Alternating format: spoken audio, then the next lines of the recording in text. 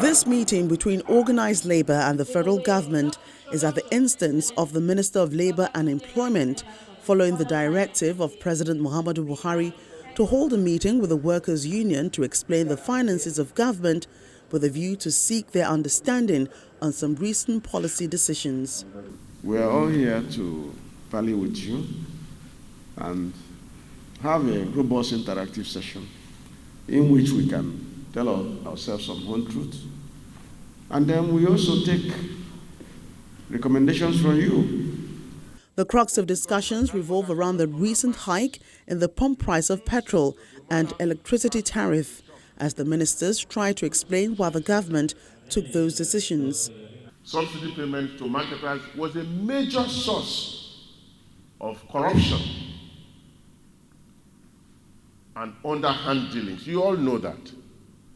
Between 2016 and 2019, we were losing 10.4 trillion naira.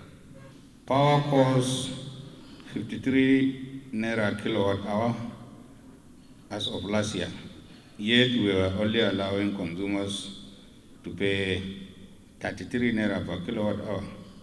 You can understand that this will not promote investment and has encouraged monopolies in the supply. The Accountant General of the Federation also gives highlights of the government's revenue performance during the pandemic. In January, we were able to realize only 18% of the projected revenues. In February, it was 51%. From March downwards or upwards, it came down to an average of 18%. However, the labor leaders disagree with the government. We all know we're on the same page that the refineries are not working. Why are we pumping billions of naira for maintenance? Who is collecting it?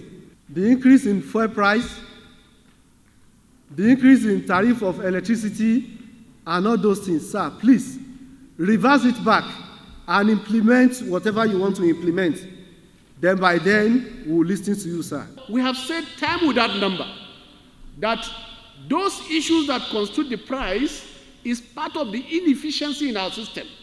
So fundamentally, what is required is for us to address this issue. And I agree with you.